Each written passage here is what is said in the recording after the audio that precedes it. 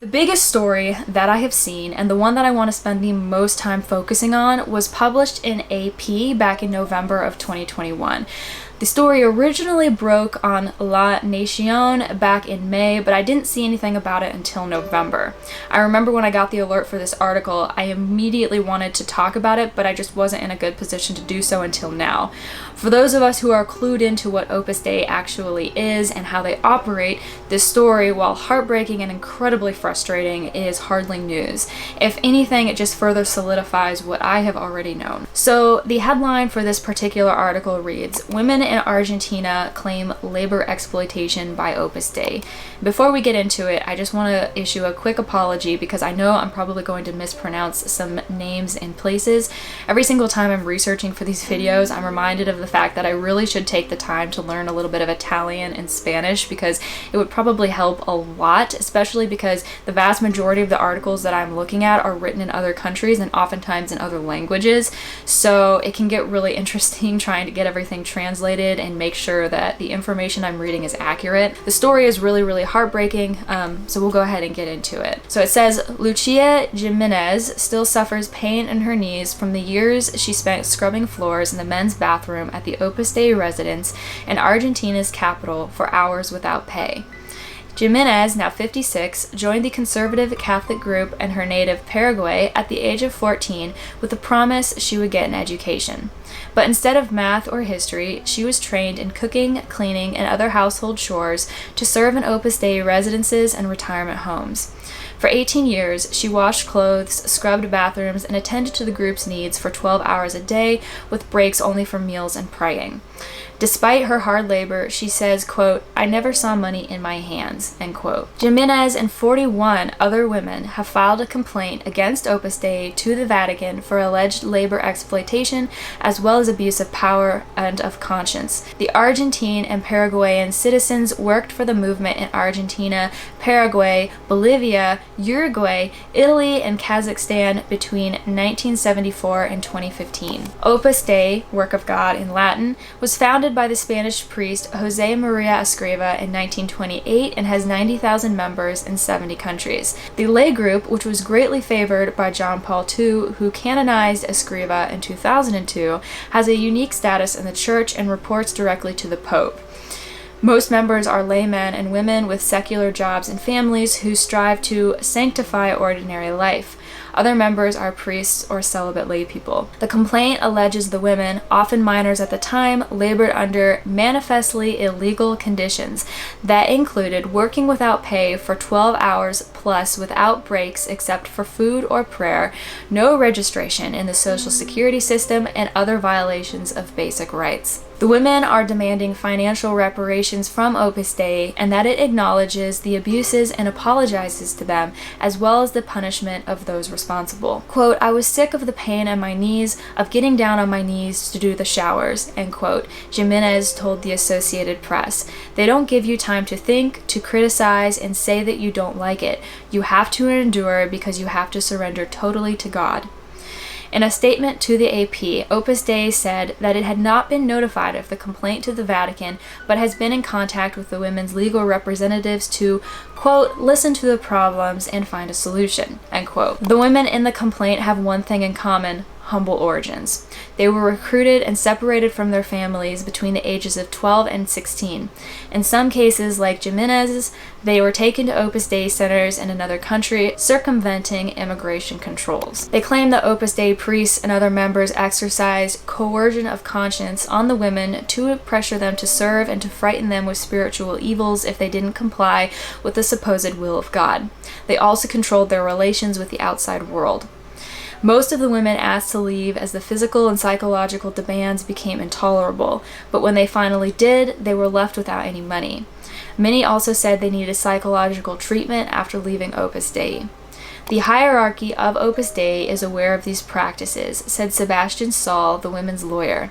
It is an internal policy of Opus Dei. The search for these women is conducted the same way throughout the world. It is something institutional. The women's complaint, filed in September with the Vatican Congregation for the Doctrine of the Faith, also points to dozens of priests affiliated with Opus Dei for their alleged intervention, participation, and knowledge in the denounced events.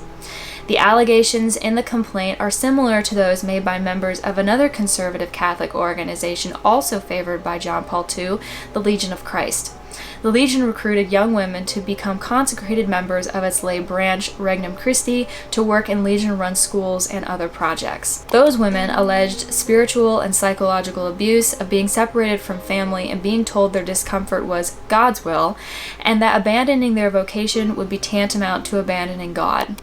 Pope Francis has been cracking down on 20th century religious movements after several religious orders and lay groups were accused of sexual and other abuses by their leaders. Opus Dei has so far avoided much of the recent controversy, though there have been cases of individual priests accused of misconduct. We do not have any official notification from the Vatican about the existence of a complaint of this type. Josefina Madriaga, director of Opus Dei's press office in Argentina, told the AP. She said the women's lawyer informed the group last year of their complaints about the lack of contributions to Argentina's social security system. If there is a traumatic experience or one that has left them with a wound, we want to honestly listen to them, understand what happened, and from there correct what has to be corrected, she said. She added that all the people currently working on site are paid, adding that some 80 women currently work for Opus Dei in Argentina. However, she said, quote, in the 60s, 70s, 80s, and 90s, society as a whole dealt with these issues in a more informal or family way. Opus Dei has made the necessary changes and modifications to accompany the law in force today, end quote. Beatriz Delgado, who worked for Opus Dei for 23 years in Argentina and Uruguay, said she was told that, quote, I had to give my salary to the director and that everyone gave it. It was part of giving to God, end quote. They convince you with the vocation with God calls you, God asks this of you, you cannot feel God. They hooked me with that, she said. So far, the Vatican has not ruled on the complaint, and it's not clear if it will. A Vatican spokesperson did not immediately respond to a request for information. If there is no response, the women's legal representatives say they will initiate criminal proceedings for human trafficking, reduction to servitude, awareness control, and illegitimate deprivation of liberty against Opus Dei in Argentina and other countries the women worked in. Argentine law sanctions human trafficking with prison sentences of 4 to 15 years. The statute of limitations is 12 years after the alleged crime ceases. They say, we're going to help poor people, but it's a lie. They don't help, they keep the money for themselves, Jimenez said. It is very important to achieve some justice. So, there is a lot to unpack in this one article, but there are a few things that stood out to me. First and foremost, there is the idea that anything negative that may have allegedly occurred happened in some far distant past. Remember that Madriaga admitted labor abuse happened, but only in the far gone 60s, 70s, 80s, and 90s, even though the article states early on that the 41 women filing the complaint worked for Opus Dei up until 2015, which wasn't that long ago at all. This is something I've noticed organizations will do in an attempt to downplay the severity of whatever they are dealing with, and it's not exclusive to religious organizations. Either they will try to imply that anything bad that has happened was in the far distant past and everything is better now, or they will suggest that even if current events aren't pretty, they have a history of being a force for good, so how bad can they really be? The second thing I noticed was how this story perfectly illustrates the psychological, spiritual, and emotional manipulation groups like Opus Dei employ to keep its members in line. This is something that we have talked about many, many times. It's a very common theme, and it continues to be true throughout every single story that I read. Secrecy, denial, and gaslighting are staples of a cult with a vested interest in keeping rigid control over its members. And any resistance is quickly dispelled with using the will of God as a catch-all. Of course, every organization, group, or even nation, if it withstands the test of time, is bound to collect some unfortunate stories over time. But if history has taught us anything, it should be that running from and denying the past is a quick road to nowhere. Yet Opus Dei seems committed to a deny, dog whistle, and redirect methodology that has frustratingly continued to work well for them. I think that it just goes to show how successful their damage control measures are. Since the AP article was published in November, there has been nothing but crickets.